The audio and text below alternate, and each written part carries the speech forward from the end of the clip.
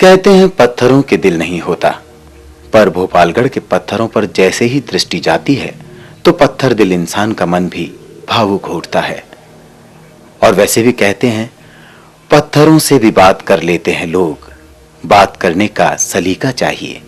14वीं शताब्दी के पूर्वार्ध में भोपाल किले की नींव का पत्थर स्थापित हुआ था और उसके बाद से ही राजपूत मुगल शैली की एक नायाब कृति यहां आकार लेती रही। अपनी पूर्णता की स्थिति में यह किला कितना समृद्ध रहा होगा, इसे आज तमाम उजाड़ के बाद भी महसूस किया जा सकता है।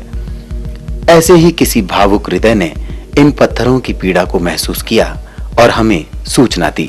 माटी का कर्ज बिरले ही लोग चुका पाते हैं, पर भोपालगढ़ को देखकर लगा कि क्या आम जनजीवन और समाज अपनी माटी को इतनी आसानी से भुला बैठता है। सुरक्षा और पहुंच आज भी इतनी अद्भुत कि इस वैज्ञानिक सदी में हमें वहां पहुंचने में खासी मशक्कत करनी पड़ी।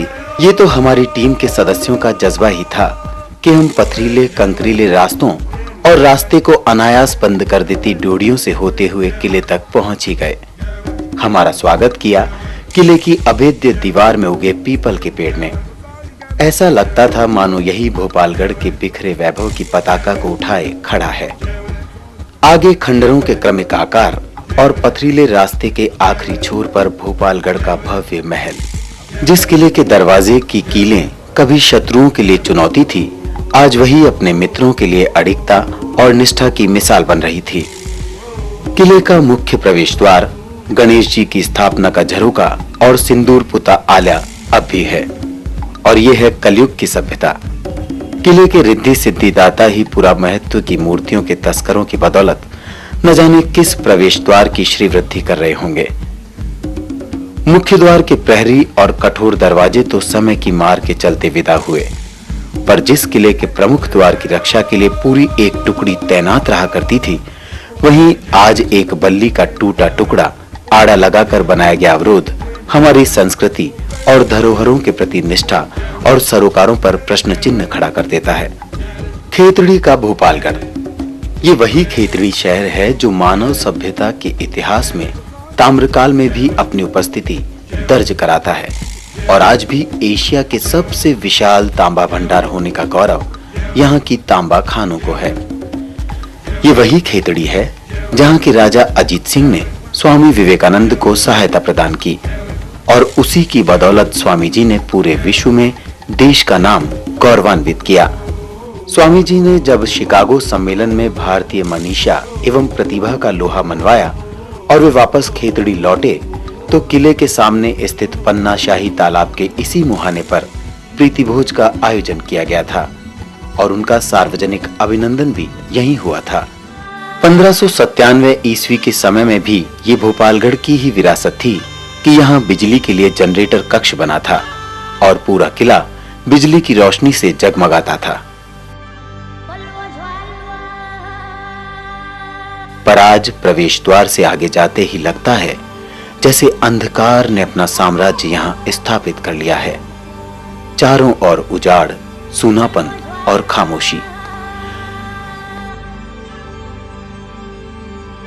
इस दीवाने खास में कभी राजा और खास मंत्रियों की चर्चाएं हुआ करती थी। दीवाने आम में दरबार लगा करता था।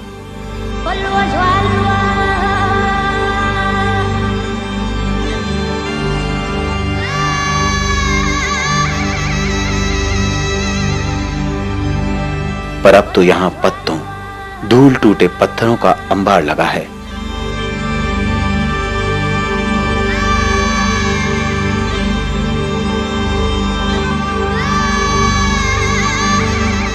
प्रस्तर स्तंभों की भव्यता, बनावट, झरोके, कंगूरे, मेहराबों के बांकपन और पत्थरों की बुनावट की कशिश आज भी महसूस की जा सकती है। शीश महल के कांचों के अवशेषों में भव्यता और सौष्ठव का अनुमान सहज ही किया जा सकता है।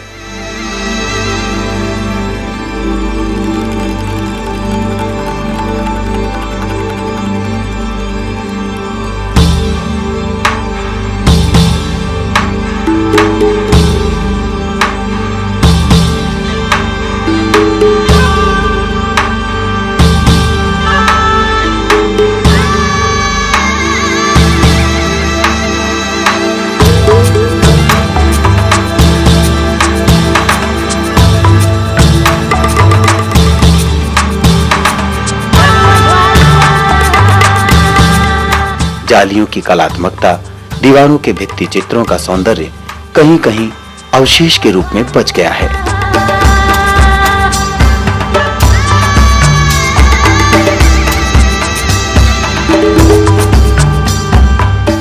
जो कुछ नजरों के सामने है वही इतना अद्भुत और अप्रतिम है, तो संपूर्णता के संसार का रूप क्या रहा होगा।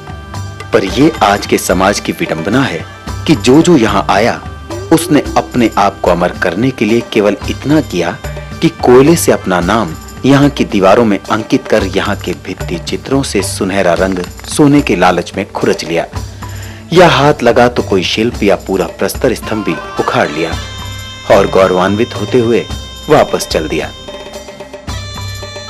किसी ने तो खजाने के दबे होने की अफवाहों के चलते यहाँ की दीवारों और फर्श से लेकर छतों तक को खोखला कर दिया। मानव की लिप्सा और स्वार्थ का जीता जागता पक्ष यहाँ भोपालगढ़ में देख पूरी रूबरू टीम का मन कसैला हो आया। जब सृजन का एक कण हम समाज को दे नहीं सकते, तो पूरे परिदृश्य को उजाड़ते समय हमारे हाथ क्यों नहीं कांपते और हमारा मन चीत्कार क्यों नहीं करता। क्या हम आज भी आदिम सभ्यता के उस पल में जी रहे हैं जहां बर्बर मनुष्यों की टोलियां सिर्फ अपनी लिप्सा की पूर्ति के लिए अपने अस्तित्व को दर्शाती रहती थी।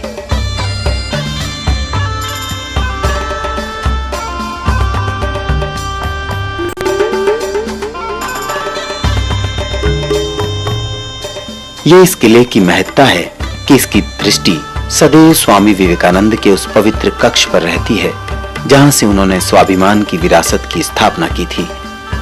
छत पर छतरियों और झरोकों से आती हवा में किले के मन का संगीत सुनाई देता है।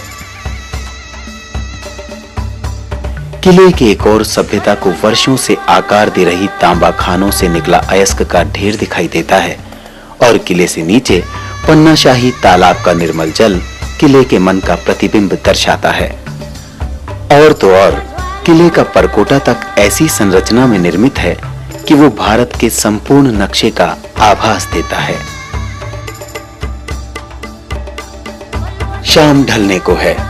रूबरू के निर्देशक अनुराग का मन भारी हो आया है। बोझिल कदमों और अपनों से बिछड़ने की पीड़ा को लिए हुए उन्होंने किले की व्यथा आप सब तक पहुंचाने और ये मुहिम जारी रखने की शपथ ली है। भोपालगढ़ की भावुकता को तो देखिए, उसकी छाया बहुत दूर तक हमें विदा करने साथ साथ चलती है। वर्षों से समय के प्रवाह, आंधी तूफान, कड़कड़ाती बिजलियां, झंझोर देने वाले झांझावात, कठोर प्रहार करते ओले और प्रलयंकारी हवा, इन सभी की मार को तो ये किला अपनी अड़िग आस्था के चलते झेल गया, पर अपनों की मार की पीड़ा उसके पूरे शरीर को जर्जर बना दे रही है।